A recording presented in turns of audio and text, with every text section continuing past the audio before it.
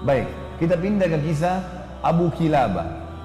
Abu Kilabah sahabat Nabi radhiyallahu anhu. Abu Kilabah radhiyallahu anhu ini orang jarang tahu ke namanya, tapi dia punya kisah yang unik. Kisahnya begini. Satu waktu ada satu orang lagi jalan musafir dari satu kota ke kota lain. Orang ini jalan pakai kuda teman-teman sekalian, sampai dia kehabisan bekal.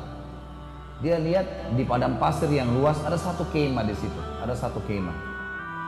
Kemah ini teman-teman sekalian, dia turun, dia masuk, dia bilang saya lihat pemandangan yang sangat memilukan.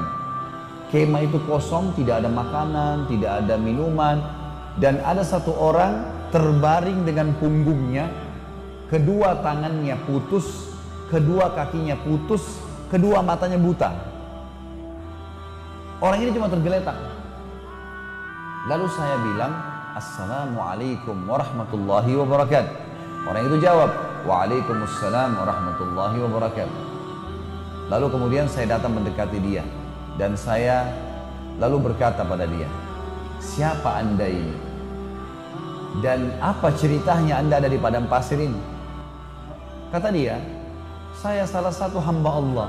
Kata orang yang sedang lumpuh dan matanya buta, saya salah satu hamba Allah gitu. Lalu ditanya kembali, kamu siapa? Dia bilang saya musafir, sedang kebetulan lewat, butuh minuman dan makanan, kehabisan gitu kan. Kata orang ini, kata orang ini, Alhamdulillah, segala puji bagi Allah yang menyempurnakan nikmatnya pada saya. Ini orang lumpuh yang bilang ini, tangannya putus, kakinya putus, matanya buta. Kata orang yang datang ini bilang, wahai Tuan, apa yang membuat anda bersyukur kepada Allah? Apa yang anda syukurin? Nikmat apa yang sedang ada? Kemahnya kosong, nggak ada orang, nggak ada makanan, nggak ada lumpuh semua. Maka dia bilang, diamlah wahai anak muda. Kamu tidak tahu kalau sebenarnya nikmat Allah sangat besar pada saya. Saya bisa mengucapin kalimat saja sudah menutupi semua kekurangan saya ini. Sebuah nikmat yang tidak terhingga. Alhamdulillah atas segala hal. Orang ini bilang, saya kagum dengan orang ini. Lalu saya bilang sama dia, baiklah, ada yang bisa saya bantu? Kata orang yang pendatang ini. Dia bilang, ada anak saya laki-laki satu-satunya, selalu nemanin saya di sini. Dia merawat saya, dia memberikan minum, dia memberikan makan, dia merawat saya lah. Sekarang sudah 3 hari nggak balik-balik. Coba kamu cari di sekitar kemah ini, siapa tahu ada. Dan memang perlu kamu tahu di padang pasir ini yang hidup cuma saya sama anak saya, nggak ada orang lain. Jadi kalau ada orang kamu lihat itu berarti anak saya. Kata dia, baik ya. Dia bilang, saya keluar. Nggak jauh dari kemah itu ada jenazah manusia yang lagi dikerumuni oleh singa. Lalu saya bilang, pasti ini anaknya, tapi sudah mati, lagi dicabit-cabitin dagingnya oleh singa. Lalu saya kembali, saya bingung gimana caranya menjelaskan kepada orang ini.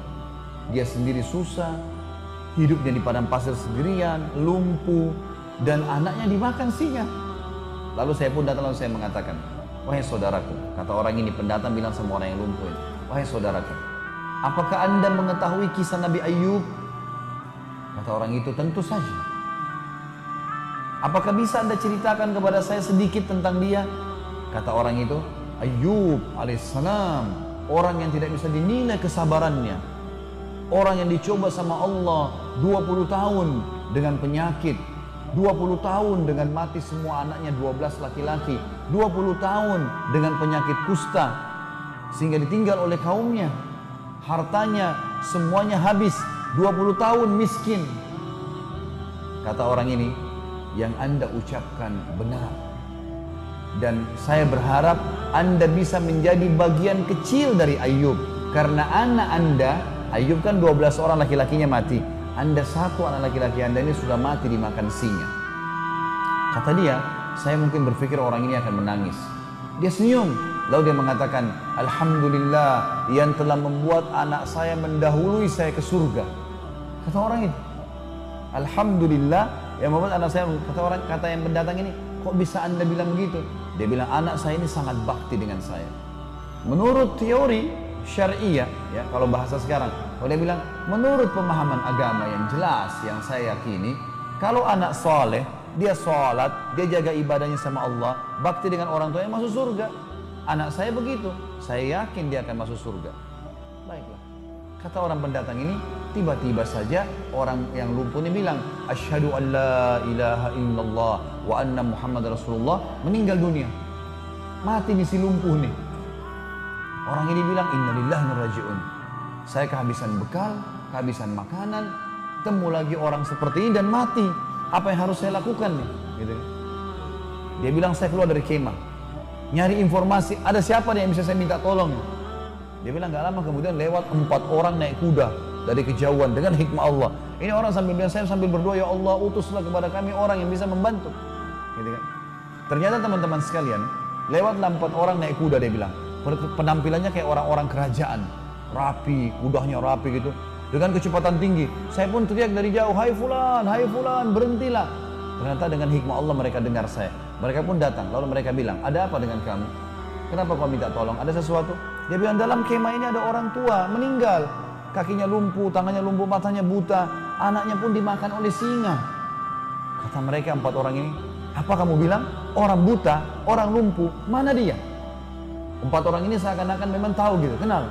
Turun dari kudanya, katanya ada dalam kemah, saya sudah tutup dengan kain, meninggal.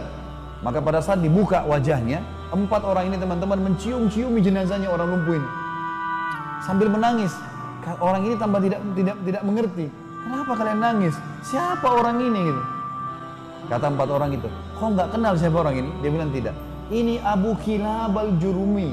Ini sahabat Nabi. Satu-satunya sahabat Nabi masih hidup sekarang, ini orangnya.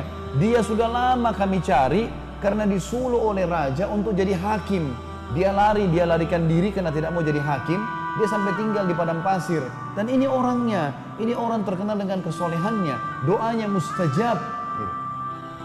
Maka anak muda ini pun menangis sambil mengatakan, alhamdulillah yang telah mempertemukan saya dengan orang soleh ini, sehingga saya bisa melihat salah satu sahabat Nabi SAW, dan akhirnya saya bisa belajar dari dia.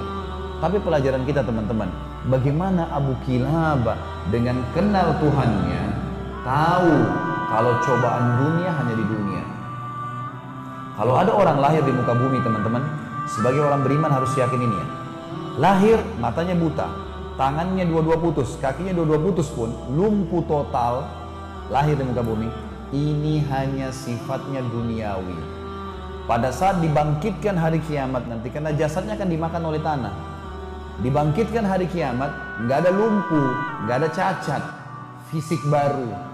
Kata Nabi SAW, semua manusia akan dibangkitkan pada hari kiamat, laki-lakinya seperti poster Adam, 60 siku ke langit, 27,5 meter, dan semua perempuan seperti ibunya Hawa, 40 siku ke langit, 17,5 meter.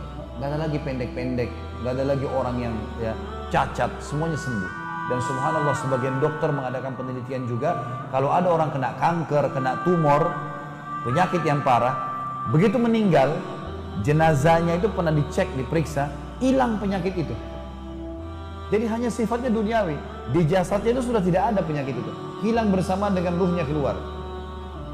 Jadi teman-teman, orang beriman tahu, yang membuat Abi Kilabah bisa sabar, dia tahu ini dunia, sabarin aja. Yang penting beriman, nanti di akhirat dikasih semuanya, aman. Bagaimana manfaatnya orang yang kenal Tuhannya?